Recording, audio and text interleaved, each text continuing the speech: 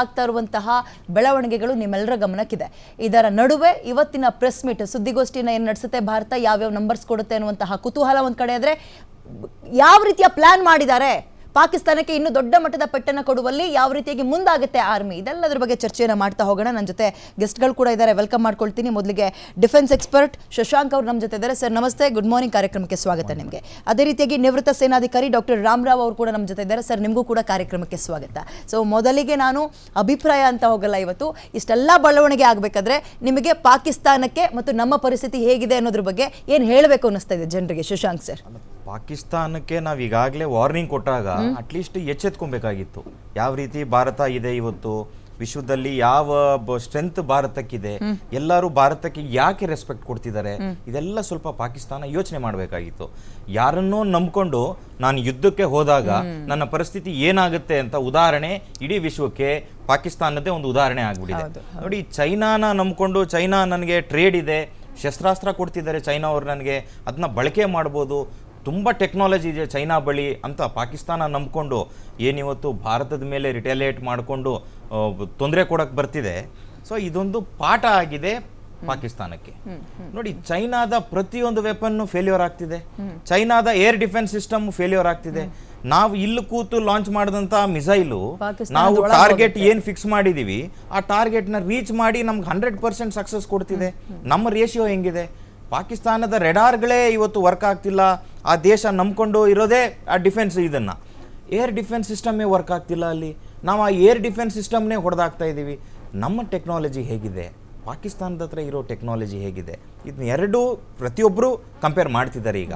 So ಎಲ್ಲೋ ಪಾಕಿಸ್ತಾನಕ್ಕೆ ಇದು ತಡೆಯಲಾರದ ಒಂದು ದೊಡ್ಡ ಪೆಟ್ಟು ಭಾರತ ದೇಶ ಕೊಟ್ಟಿದೆ. ಇಷ್ಟು ದಿನ ನಾವು ಪಾಕಿಸ್ತಾನಕ್ಕೆ ಪೀಸ್ ಆಗಿ ನಾವು ಹೇಳ್ತಿದ್ವಿ, ನಾವು ಶಾಂತಿಯಿಂದ ನಾವು ಹೇಳ್ತಿದ್ವಿ, ನಿಮ್ಮ ಪಾಡಿಗೆ ನೀವು ಸುಮ್ಮನೆ ಇರಿ, ನಾವು ಡೆಸ್ಟ್ರಾಯ್ ಮಾಡ್ತಿರೋದು ನಮ್ಮ ಟಾರ್ಗೆಟ್ ಏನಿದೆ ಅದು ಏನಿದ್ರು ಉಗ್ರವಾದಿಗಳು, ಆ ಉಗ್ರವಾದಿತನ, ಆ ಉಗ್ರವಾದಿ ಬೇಸ್ ಕ್ಯಾಂಪು, ಲಾಂಚ್ ಪ್ಯಾಡು, ಇದು ಮಾತ್ರ ಭಾರತ ದೇಶದ ಟಾರ್ಗೆಟು. ಯಾಕಂದರೆ ಇಡೀ ಪ್ರಪಂಚಕ್ಕೆ ಅವರು ಮುಳ್ಳಾಗಿದ್ದಾರೆ, ಆ ಮುಳ್ಳನ್ನ ತೆಗಿಬೇಕು ಅಂತ ಭಾರತ ದೇಶ ಇಷ್ಟು ದಿನ ಹೇಳ್ತಿತ್ತು. ಆದರೆ ನಿನ್ನೆಯಿಂದ ನೀವು ನೋಡಬೇಕಾದ್ರೆ, ನೀವು ಸಿಂಧೂರ್ 2.0 ಅಂತ ನೀವೇನು ಟೈಟಲ್ ಕೊಟ್ಟಿದ್ದೀರಿ, ಇದು 100%. 3.0 ಇನ್ನೂ ಭಯಾನಕ ಇರುತ್ತೆ. ಇದು ಬರೀ 2.0. ಇವ್ರಿಗೆ ಡಿಫೆನ್ಸಿವ್ ಮೋಡಲ್ಲಿ ನಾವಿನ್ನ ಇದ್ದೀವಿ, ನಾವಿನ್ನ ಅಫೆನ್ಸಿವ್ ಮೋಡ್ ಹೋಗಿಲ್ಲ. ನಿನ್ನೆ ರಾತ್ರಿ 3 ಗಂಟೆಯಲ್ಲಿ ಯಾವಾಗ ನಮ್ಮ ನೇವಲ್ ಶಿಪ್ಸು ಯಾವತ್ತು ಎಂಟ್ರಿ ಆಯಿತು, ಸೊ 100% ಪಾಕಿಸ್ತಾನ ಪತ್ರಗೊಟ್ಟು ಹೋಗಿದೆ. ಇವತ್ತು ಕರಾಚಿ ಹಾರ್ಬರ್ ಏನಾಗಿದೆ, ಅಲ್ಲಿನ ಆಯಿಲ್ ಟ್ಯಾಂಕರ್ ಹೊತ್ಕೊಂಡು ಉರಿತಾ ಇದೆ. ನೋಡಿ, ಯಾವತ್ತೇ ಆಗಲಿ ಹಾರ್ಬರಲ್ಲಿ ಆಯಿಲ್ ಸ್ಟೋರ್ ಮಾಡಿರ್ತಾರೆ, ಈ ಆಯಿಲ್ಗೆ ಏನಾದರೂ ನಾವು ಟಚ್ ಮಾಡಿಬಿಟ್ರೆ ಒಂದು ತಿಂಗಳ ಕಾಲ ಅದು ಉರಿಯುತ್ತೆ. ಅದು ಇವತ್ತು ಉರಿಯುತ್ತೆ, ಒಂದು ಅರ್ಧ ಗಂಟೆಯಲ್ಲಿ ಆಫ್ ಆಗುತ್ತೆ ಅಂತ ಹೇಳಿಕ್ಕಾಗಲ್ಲ. ಸೊ ಅಷ್ಟು ಸಿವಿಯರ್ ಡ್ಯಾಮೇಜ್ ನಾವು ಕರಾಚಿಗೆ ಮಾಡಿದ್ದೀವಿ. ನಾವು ಕರಾಚಿ ಹಾರ್ಬರ್ ಏನಿತ್ತು, ಇವ್ರಿಗೊಂದು ಲೈಫ್ ಲೈನ್ ಇತ್ತು. ಏನೇ ಸರಕಾಗಲಿ, ಏನೇ ಗೂಡ್ಸ್ ಆಗಲಿ, ಪಾಕಿಸ್ತಾನಕ್ಕೆ ಇಮಿಡಿಯೇಟ್ ಮಟೀರಿಯಲ್ ಬೇಕು ಅಂತ ಹೇಳಿದ್ರೆ ಆ ಸಿ ರೂಟಲ್ಲೇ ಬರಬೇಕಾಗುತ್ತೆ. ಅದನ್ನು ನಾವು ಬ್ಲಾಕ್ ಮಾಡಿದ್ದೀವಿ. ಈಗಾಗಲೇ ಬ್ಲಾಕ್ ಮಾಡಿ ಎಷ್ಟು ಡ್ಯಾಮೇಜ್ ಕೊಡಬೇಕೋ ಆ ಡ್ಯಾಮೇಜ್ ನಾವು ಕೊಟ್ಟಿದ್ದೀವಿ. ಮತ್ತು ಇನ್ನೊಂದೇನೆಂದರೆ, ಯಾವುದೋ ಒಂದು ಸಣ್ಣ ದೇಶ, ಟರ್ಕಿ ಅಂತ ದೇಶ, ನಾನು ನಿಮಗೆ ಬೆಂಬಲಕ್ಕಿದ್ದೀನಿ ಹಾಗೆ ಹೀಗೆ ಅಂತ ಟರ್ಕಿ ಅಂತ ದೇಶ ಬಂದಿದೆ. ನಿನ್ನೆ ರಾತ್ರಿ 2 ಗಂಟೆಯಲ್ಲಿ ಟರ್ಕಿದ ಒಂದು ವಿಮಾನ ಅಲ್ಲಿಗೆ ಬರುತ್ತೆ, ಕಾರ್ಗೋ ವಿಮಾನ ಬರುತ್ತೆ. ಕಾರ್ಗೋ ವಿಮಾನದಲ್ಲಿ ಏನು ಬಂದಿದೆ ಗೊತ್ತಿಲ್ಲ, ಬಟ್ ಕಾರ್ಗೋ ವಿಮಾನ ಬಂದಿದೆ ಅಂತ ಮಾಹಿತಿ ಇದೆ.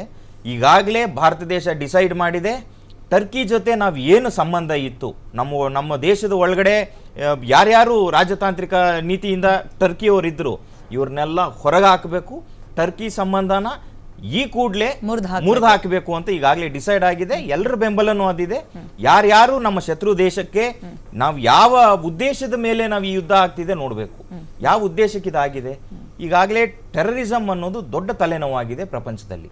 ಆ ಟೆರರಿಸಮ್ನ ನಾವು ಅಳಿಸಿ ಹಾಕ್ತೀವಿ ಅಂತ ನಾವು ಹೋದರೆ ಬೇರೆ ದೇಶ ಯಾರು ಸಪೋರ್ಟ್ ಮಾಡ್ತಾರೆ ಅವರಿಗೆ ನಾವು ಟ್ಯಾಗ್ಲೈನ್ ಮಾಡೋದೇನು, ನೀನು ಟೆರರಿಸ್ಟಿಗೆ ಸಪೋರ್ಟ್ ಮಾಡ್ತಿದ್ದೀಯ ಅಂತ. ಹೀಗಾಗಿ ಚೈನಾ ಸ್ವಲ್ಪ ಹಿಂದೇಟ್ ಹಾಕ್ತಿದೆ. ಇಲ್ಲಾಂದರೆ ಚೈನಾ ಈಗಾಗಲೇ ಎಂಟ್ರಿ ಆಗ್ತಿತ್ತು. ಹಿಂಬಾಗಿಲಿಂದ ಎಂಟ್ರಿ ಆಗಲಿಕ್ಕೂ ಚೈನಾ ಹಿಂದೆ ಮುಂದೆ ಯೋಚನೆ ಮಾಡ್ತಿದೆ. ಯಾಕಂದರೆ ಪ್ರಪಂಚ ನೋಡ್ತಿದೆ ಚೈನಾ ಮೂವ್ ಹೇಗಿದೆ, ಯಾತಕ್ಕೋಸ್ಕರ ಪಾಕಿಸ್ತಾನನ ಚೈನಾ ಸಪೋರ್ಟ್ ಮಾಡಬೇಕು ಅಂತ. ಎಲ್ಲರೂ ಹೇಳ್ತಾ ಇರೋದು ಒಂದೇ, ಇಂಡಿಯಾ ಮೂವ್ ತುಂಬ ಕ್ಲಿಯರ್ ಆಗಿದೆ. ಪ್ರತಿದಿನ ಬ್ರೀಫ್ ಮಾಡ್ತಿದ್ದಾರೆ, ಪ್ರತಿದಿನ ಪ್ರೆಸ್ ಮೀಟ್ ಮಾಡ್ತಿದ್ದಾರೆ. ಪ್ರಪಂಚಕ್ಕೆ ಅವ್ರು ಹೇಳ್ತಿರೋದೇನು, ನಮ್ಮ ಉದ್ದೇಶ ಏನು, ಕ್ಲಿಯರ್ ವಿಷನ್ ನಮಗಿದೆ, ನಮ್ಮದೇ ಆದ ಒಂದು ಮೋಡ್ ಇದೆ. ನಮ್ಮ ಟಾರ್ಗೆಟ್ ಇರೋದು ಉಗ್ರವಾದಿ ತಗನ. ಮೌಲಾನಾ ಮಸೂದ್ ಅಜರು ಈಗಾಗಲೇ ಪ್ರಪಂಚಕ್ಕೆ ಬೇಕಾಗಿರುವಂಥ ಉಗ್ರ. ಅವನು ಪಾಕಿಸ್ತಾನದ ಒಳಗಡೆ ಇದ್ದಾನೆ, ಆ ವಿಜುವಲ್ ಇದೆ, ವಿತ್ ಪ್ರೂಫ್ ನಾವು ಇಡೀ ಪ್ರಪಂಚದ ಮುಂದೆ ಪಾಕಿಸ್ತಾನನ ನಿಲ್ಲಿಸಿದ್ದೀವಿ. ಈಗ ಪಾಕಿಸ್ತಾನ ಈಸ್ ಕಾರ್ನರ್ಡ್. 4 ಕಡೆಯಿಂದ ನಾವು ಪಾಕಿಸ್ತಾನನ ಕಾರ್ನರ್ ಮಾಡಿದ್ದೀವಿ. ಒಂದು ಕಡೆ ಬಲೂಚಿಸ್ತಾನ, ಅವರು ಈಗಾಗಲೇ ಪಾಕಿಸ್ತಾನನ ಧ್ವಂಸ ಒಂದು ಕಡೆಯಿಂದ ಮಾಡ್ತಿದ್ದಾರೆ. ನಿನ್ನೆ ರಾತ್ರಿ ನೋಡಿದ್ರೆ ನಮಗೆ ಸ್ವಾತಂತ್ರ್ಯ ಸಿಕ್ಕಿದೆ ಅಂತ ಬೇರೆ ದೇಶನ ಘೋಷಣೆ ಮಾಡ್ಕೊಂಡಿದ್ದಾರೆ, ಪಾಕಿಸ್ತಾನದ ಒಳಗಡೆ ಇರ್ತಕ್ಕಂಥ ಭೂಪ್ರದೇಶದವರು. ಅಂದ್ರೆ ಅವ್ರ ಪ್ರದೇಶದಲ್ಲಿ ಅವ್ರಿಗೆ ತಡಿಲಿಕ್ಕೆ ಆಗ್ತಿಲ್ಲ. 4 ಭಾಗದಿಂದ ಅವ್ರಿಗೆ ಪೆಟ್ಟು ಬಿದ್ದಿದೆ. ಒಂದು ಕಡೆ ನೇವಿ ಶಿಪ್ಸ್ ಇಳಿದಿದೆ, ವಾರ್ ಶಿಪ್ಸ್ ಇಳಿದಿದೆ. ಒಂದು ಕಡೆ ಅವ್ರ ಹಾರ್ಬರ್ನ ಹೊಡೆದಾಕ್ತಾ ಇದ್ದೀವಿ. ಒಂದು ಕಡೆ ನಾವು ಏರ್ ಡಿಫೆನ್ಸ್ ಸಿಸ್ಟಮ್ನ ಹೊಡಿತಾ ಇದ್ದೀವಿ. ಅವ್ರಿಗೆ ಅರ್ಥ ಆಗ್ತಿಲ್ಲ ನೆಕ್ಸ್ಟ್ ನಮ್ದೇನು ಅಂತ. ಪಾಕಿಸ್ತಾನದ ಒಳಗಡೆ ಅಲ್ಲೋಲ ಕಲ್ಲೋಲ ಆಗಿದೆ. ಅಂದ್ರೆ ಒಂದ್ ರೀತಿ ಸ್ಟ್ರೆಸ್ಸಿಗೆ ಹೋಗ್ಬಿಟ್ಟಿದಾರೆ ಅವರು ಅಂತ. ನಾವು ಒತ್ತಡದಲ್ಲಿ ಏನು ಡಿಸಿಷನ್ ತಗೊಳ್ತೀವಿ ನಮ್ಗೆ ಗೊತ್ತಿರಲ್ಲ. ಅಂದ್ರೆ ಇರೋ ಬರೋದನ್ನೆಲ್ಲ ನಾವು ಪ್ರಯೋಗ ಮಾಡ್ಬಿಡೋಣ ಅನ್ನೋ ಆ ಹಂತಕ್ಕೆ ಹೋಗ್ಬಿಟ್ರೆ 100% ಅವ್ರ ಹತ್ರ ಏನು ಇಲ್ಲ, ಅವರಲ್ಲಿ ಏನೇನಿದೆ ಬಕೆಟ್ ಅಲ್ಲಿ ಎಲ್ಲಾನು ಆಚೆ ಆರಂಭದಲ್ಲೇ ಕೊನೆಗೆ ಯಾವ ಡಿಸಿಷನ್ ಬಂದಿದ್ದಾರೆ ಅಂದ್ರೆ, ನಾವು ಆರ್ಮಿ ಜನರಲ್ ಏನಿದ್ದಾನೆ ಅವನ ಮೂವ್ಮೆಂಟೇ ಸರಿ ಇಲ್ಲ, ಇವನು ನಮ್ಮ ದೇಶನ ಮುಣುಗಿಸ್ಬಿಡ್ತಾನೆ, ಹೊಸ ಜನರಲ್ ಏನಾದ್ರೂ ಘೋಷಣೆ ಮಾಡೋಣ ಅಂತ ಮೀಟಿಂಗ್ ಮಾಡ್ತಾರೆ ರಾತ್ರಿ 1 ಗಂಟೆಯಲ್ಲಿ. ಸೊ ಈ ರೀತಿ ಆಲೋಚನೆ ಇದ್ದಾಗ ಅವರಿಗೆ ಭಯ ಇದೆ, ಎಲ್ಲಿ ನಮ್ಮ ದೇಶದ ಜನ ಓಡೋಗ್ತಾರೋ ಅಂತ. ದೇಶದ ಜನ ಹಣ ತಗೊಂಡು ಎಲ್ಲಿ ದೇಶ ಬಿಡ್ತಾರೋ ಅಂತ. 3,000 ರೂಪಾಯಿಗೆ 2,000 ರೂಪಾಯಿಗೆ ಅವ್ರ ಟಾರ್ಗೆಟ್ ಇಟ್ಬಿಟ್ಟು ದೇಶದ ಜನ ಒಳಗಡೆನೆ ಇರಬೇಕು, ಸತ್ರೆ ಎಲ್ಲ ಸಾಯ್ಬೇಕು. ಆ ದೇಶನ ಆರ್ಮಿ ಜನರಲ್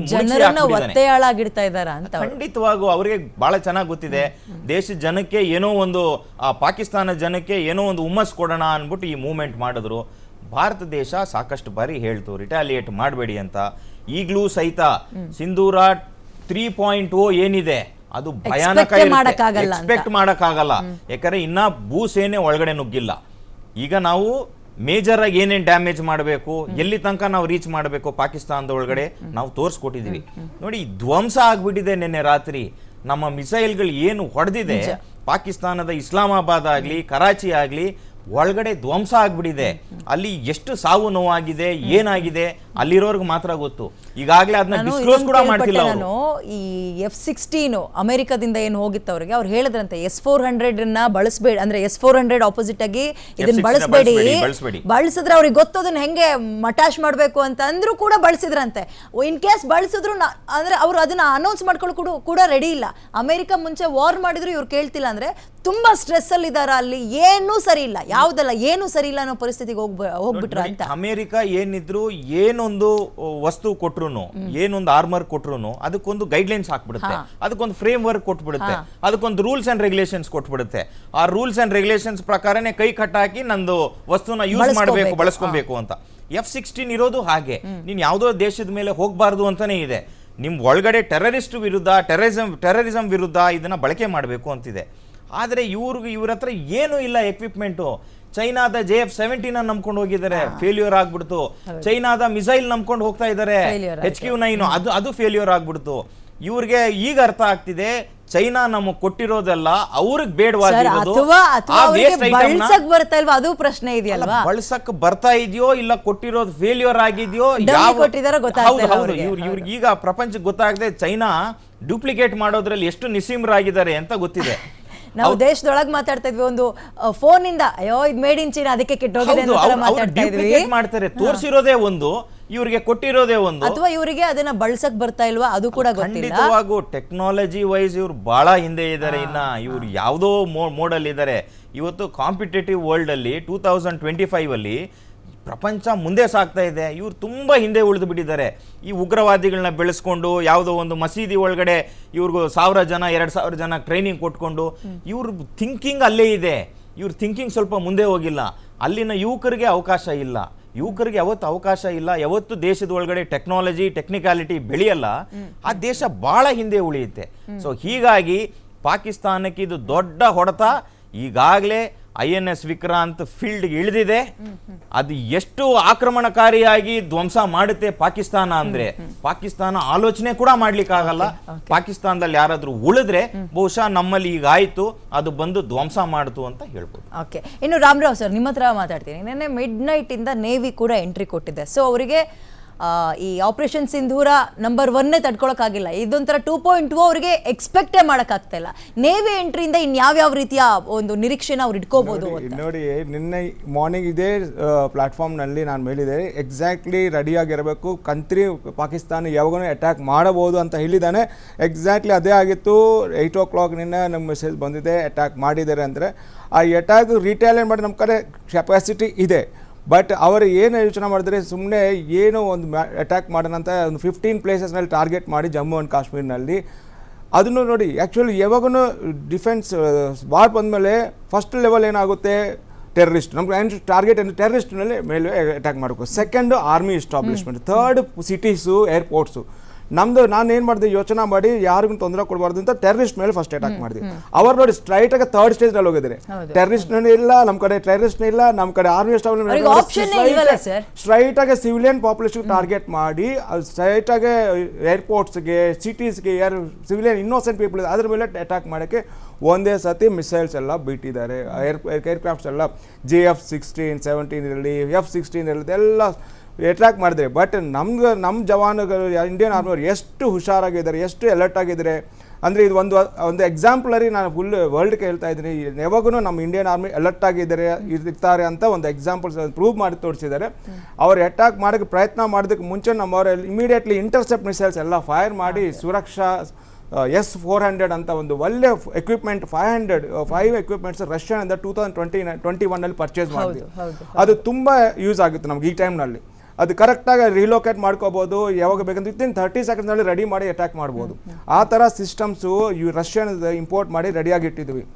ಇವತ್ತೇನಾಗುತ್ತೆ, ಅದು ಯೂಸ್ ಮಾಡಿ ಅವರಿಗೆ ಒಂದು ಸ್ಲ್ಯಾಬ್ ಥರ ಬೀಟನ್ ಇನ್ ಎಕ್ಸಾಂಪಲ್ ಈ ಥರ ಅಟ್ಯಾಕ್ ಮಾಡಿ ನೀವು ಏನು ಮಾಡೋಕ್ಕೆ ಚಾನ್ಸ್ ಇಲ್ಲ ನಮ್ಮ ಇಂಡಿಯಾ ಮೇಲೆ ಅಂತ ಒಂದು ಅಟ್ಯಾಕ್ ಮಾಡಿ ಅವ್ರು ತೋರಿಸಿದ್ರೆ, ಅವ್ರು ಸುಮ್ಮನೆ ಸುಳ್ಳು ಹೇಳ್ತಾರೆ. ಎಲ್ಲ ಕಡೆ ಓಲ್ಡ್ ವೀಡಿಯೋಸ್ ಬೇರೆ ಬೇರೆ ಕಡೆ ಯಾರು ಒಂದು ಏರ್ಕ್ರಾಫ್ಟ್ ಕ್ರಾಶ್ ಆಗೋದು ಅದು ತೋರಿಸ್ಬಿಟ್ಟು ಎಲ್ಲ ಎಂಟೈರ್ ವರ್ಲ್ಡ್ಗೆ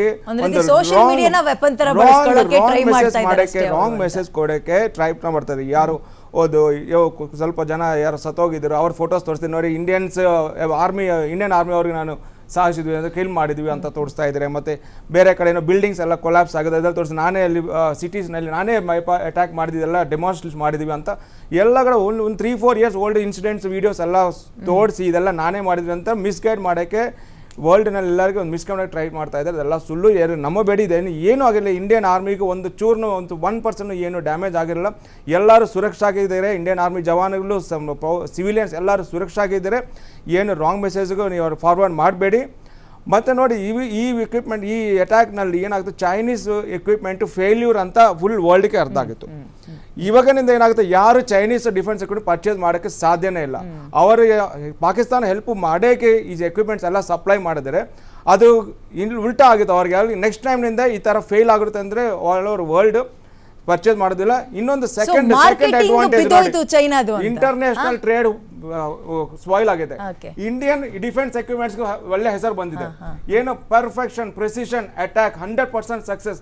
ಯಾಕೆ ಸುಮ್ಮನೆ ಟ್ರಯಲ್ ಮಾಡಿ ತೋರಿಸೋದು ಬೇರೆ, ಯುದ್ಧನಲ್ಲಿ ಎಕ್ಸಾಕ್ಟ್ಲಿ ಯೂಸ್ ಮಾಡಿ ಪ್ರೂವ್ ಮಾಡೋದು ಬೇರೆ. ಇದು ಒಂದು ಅವಕಾಶ ಇದೆ ನಮ್ಮ ಎಲ್ಲ ಡಿಫೆನ್ಸ್ ಕಂಪನೀಸ್ಗೆ, ಡಿಫೆನ್ಸ್ ಎಕ್ವಿಪ್ಮೆಂಟ್ ಮಾಡೋ ಕಂಪನೀಸ್ಗೆ ಎಲ್ಲಗೆ ಒಳ್ಳೆ ಆರ್ಡರ್ಸ್ ಬರುತ್ತೆ. ಈ ಯುದ್ಧ ಆದಮೇಲೆ ಇಂಟರ್ನ್ಯಾಷನಲ್ ಟ್ರೇಡ್ ಜಾಸ್ತಿ ಆಗುತ್ತೆ. ನಮ್ಗೆ GDP ಎಷ್ಟಾಗುತ್ತೆ, ಒಂದು world wide Indian equipment the best in the world ಅಂತ ಒಂದು ಕ್ವಾಂಟಿಟಿ ಕ್ವಾಲಿಟಿಯಲ್ಲಿ ಆರ್ಮಿ ವಿಚಾರದಲ್ಲಿ ನಾವು ಕಾಂಪ್ರಮೈಸ್ ಇಲ್ಲಿ ತನಕ ಮಾಡಿಲ್ಲ, ಮಾಡ್ಕೊಳ್ಳಲ್ಲ ಅನ್ನೋದಕ್ಕೆ ಇದೊಂದು ನೇರ ಎಕ್ಸಾಂಪಲ್ ಅಂತ ಹೇಳ್ಬೋದು ಶಶಾಂಕ್ ಸರ್. ಕರೆಕ್ಟ್. ಇನ್ನೊಂದು ರಷ್ಯಾನಿಂದ ಇಂಪೋರ್ಟ್ ಮಾಡಿರೋದು S-400 ತುಂಬಾ ಒಳ್ಳೆ ಹೆಸರು ಬಂದಿದೆ. ಯಾಕೆ ಅದು ತುಂಬಾ ಯೂಸ್ಫುಲ್ ಆಗುತ್ತೆ. ಅವ್ರು S-400 ಆಪರೇಟ್ ಮಾಡಿದ್ರೆ ಉಳಿಯಲ್ಲ ಅಂತ ಹೇಳಿತ್ತಂತ ಅಮೆರಿಕ. ಬಟ್ ಇವರು ಅದನ್ನ ಯಾವ್ದನ್ನು ಕೇಳಿಸ್ಕೊಳ್ಳೋ ಪರಿಜ್ಞಾನದಲ್ಲೂ ಇಲ್ಲ ಪಾಕಿಸ್ತಾನದವರು. ಹೋಗಿತ್ತು ಅದ್ರ ಕತೆ. F-16 ನೋಡಿ, ಯೂಸ್ ಮಾಡಬಾರ್ದು ಖಂಡಿತ ಕ್ಲಿಯರ್ ಆಗಿ ಇನ್ಸ್ಟ್ರಕ್ಷನ್ ಕೊಟ್ಟಿದ್ರೆ, ಅದು ಓನ್ಲಿ ಟೆರರಿಸ್ಟ್ಗೋಸ್ಕರ. ಮತ್ತೆ ಇವರು ಏನ್ ಮಾಡ್ತಾ ಇದ್ರೆ, ಅದು ಈ ಟೆರರಿಸ್ಟ್ಗೆ ಕಾಪಾಡಕ್ಕೆ ಯೂಸ್ ಮಾಡ್ತಾ ಇದ್ದಾರೆ. ಅವ್ರು ಕಿಲ್ ಮಾಡಕ್ಕೆ ಕೊಟ್ಟಿದ್ದಾರೆ, ಉಲ್ಟಾ ಯೂಸ್ ಮಾಡ್ತಾ ಇದ್ದಾರೆ. ನೋಡಿ, ಟೆರರಿಸ್ಟ್ ನಮ್ಮ ಕಡೆ ಯಾರು ಟೆರರಿಸ್ಟ್ ಇಲ್ಲ ಅಂದ್ರೆ ವರ್ಲ್ಡ್ ವೈಡ್ ಅವ್ರಿಗೆ ಸ್ಟೇಟ್ಮೆಂಟ್ ಮಾಡ್ತಾ ಇದ್ದಾರೆ. ಬಟ್ ಟೆರರಿಸ್ಟ್ಗೆ ನಿನ್ನೆ ಎಷ್ಟು ರೆಸ್ಪೆಕ್ಟ್ ಕೊಟ್ಟು ಫೈನಲ್ ರೇಟ್ಸ್ ಮಾಡಿದ್ರು ನೋಡಿ.